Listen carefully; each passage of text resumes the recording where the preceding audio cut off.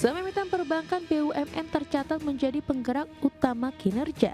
Saham BBRI melesat 5,15% di level Rp4.080 per saham.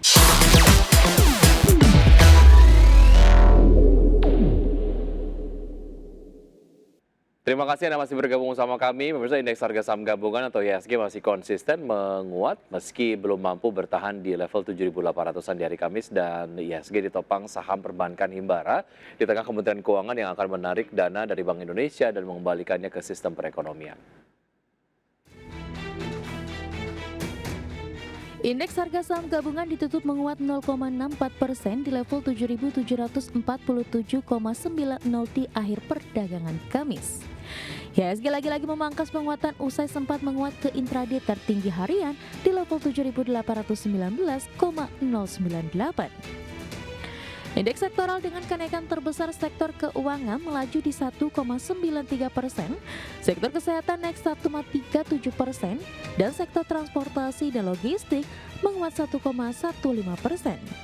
Sementara sektor energi turun 0,50%, barang baku melemah 0,42%, dan sektor teknologi koreksi 0,33%. Saham emiten perbankan BUMN tercatat menjadi penggerak utama kinerja. Saham BBRI melesat 5,15% di level Rp4.080 per saham, menjadi penopang gerak menyumbang kenaikan 33 indeks poin. Saham BBNI melesat 7,80% di level Rp4.420 per saham, menyumbang penguatan 11,39 indeks poin. Saham BMRI ditutup menguat 1,82% di level Rp4.480 per saham dengan sumbangsi 7 indeks poin. Kenaikan dan Bank BUMN ini seiring dengan pernyataan Menteri Keuangan Purbaya Yudisadewa terkait menarik dana Rp200 triliun dari Bank Indonesia dan mengembalikannya ke sistem perekonomian.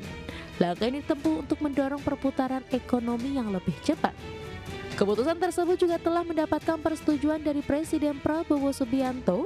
Dana tersebut merupakan kas negara sehingga pemindahan dana ke perbankan bukan dalam bentuk pinjaman, melainkan tambahan likuiditas agar bisa menggenjot penyaluran kredit. Berbagi sumber, IDEX Channel.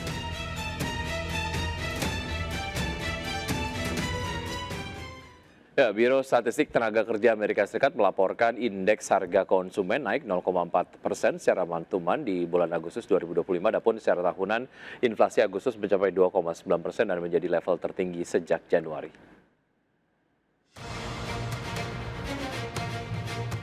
Inflasi Amerika Serikat naik lebih tinggi dari perkiraan pada Agustus 2025.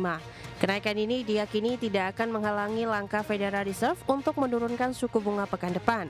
Biro Statistik Tenaga Kerja melaporkan indeks harga konsumen naik 0,4% month to month pada Agustus 2025, naik dari 0,2% pada bulan sebelumnya. Secara tahunan, inflasi Agustus mencapai 2,9%, level tertinggi sejak Januari, dan naik dari 2,7% pada Juli. Angka ini sedikit di atas perkiraan ekonom yang memproyeksikan kenaikan 0,3% month to month dan 2,9% secara year on year. Laju inflasi ini memicu kekhawatiran stagflasi menyusul data pasar tenaga kerja yang lesu.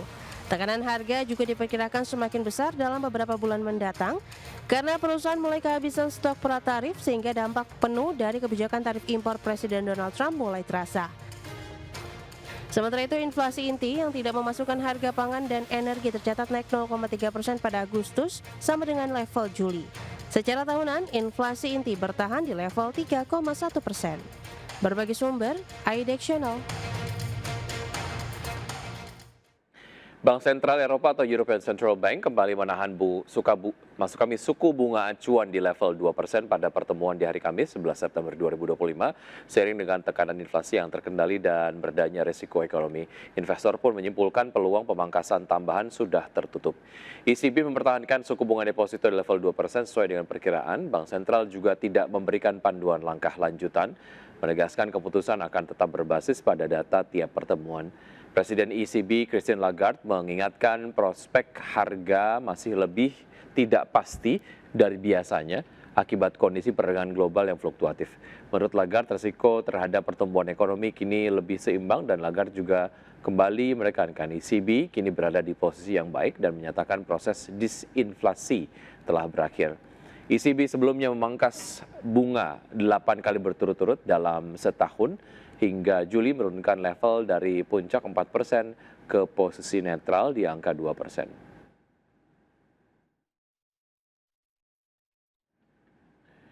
Dari pergerakan bursa global, bursa Wall Street yang berakhir di level tertinggi sepanjang masa pada perdagangan di hari Kamis terdorong rally saham teknologi seperti Tesla dan Micron Technology serta meningkatnya keyakinan investor bahwa The Fed akan memangkas suku bunganya bulan ini. Adapun pada perdagangan di hari Kamis, indeks S&P 500 ditutup menguat 0,85% ke level 6.587, Nasdaq Composite naik 0,72% ke level 22.043 dan Dow Jones melesat 1,36% ke posisi 46.108. Dari bursa Eropa, pemirsa, yang menghijau pada hari Kamis ditopang rally saham sektor pertahanan menyusul meningkatnya ketegangan geopolitik di kawasan. Sementara investor juga mencermati keputusan Bank Sentral Eropa yang mempertahankan suku bunga acuan. Indeks Stoxx 600 ditutup menguat 0,55% ke level 555,33. CAC 40 Prancis ditutup naik 0,8% di level 7.823 meski dihantui oleh ketidakpastian politik dan juga fiskal. Sedangkan DAX Jerman menguat 0,3% di level 23.703.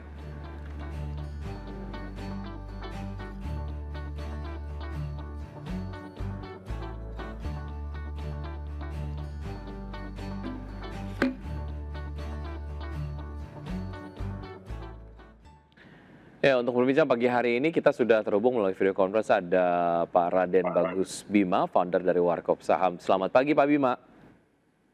Ya, selamat pagi Mas Wiki. Baik, terima kasih sudah bergabung sama kami Pak Bima. Semoga sehat selalu Pak Bima. Ada satu hal yang kemudian cukup menarik pagi hari ini, kita akan memperbincangkan terkait dengan pengucuran 200 triliun dana Bank Indonesia ke Bank Himbara mulai hari ini dan dampaknya terhadap saham-saham Bank BUMN akan seperti apa. Pasca kemarin sudah menguat begitu di penutupan perdagangan sesi 2. Hari ini mungkin diproyeksikan akan terbang atau seperti apa Pak Bima? Ya, saya pikir banyak hal yang bisa kita ambil secara positif ya terkait dengan sentimen ini. Pertama, karena memang di pekan sebelumnya ya kita tahu bahwa IHSG kita sempat diwarnai oleh sentimen negatif terkait dengan demonstrasi.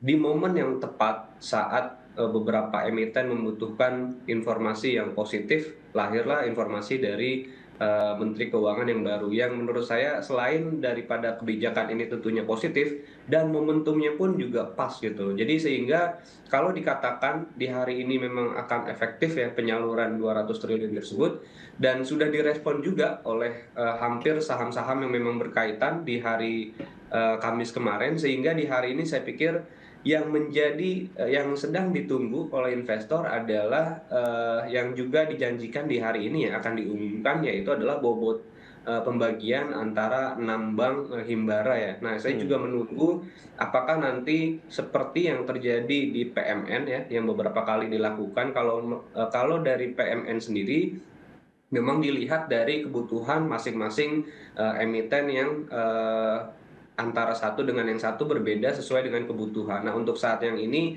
memang masih dikaji, ya kita tunggu apakah memang berdasarkan dari market cap misalkan, atau memang dari hal lain yang dipertimbangkan sehingga menurut saya untuk saat ini karena hampir seluruhnya ya emiten-emiten seperti BBRI, Mandiri, BNI, lalu ada BBTN, BRIS ya yang sudah listing di 5 saham ini. Menurut saya untuk investor nanti bisa mencermati emiten-emiten yang memang market cap-nya kecil ya. Kemungkinan besar market cap kecil dengan perolehan dana yang nanti dikucurkan saya pikir akan memberikan dampak yang cukup signifikan. Jadi untuk investor bisa bersiap dan bisa menanti informasi tersebut agar bisa maksimal nih dalam memilih saham yang bisa berdampak positif terhadap kucuran dana 200 triliun ini.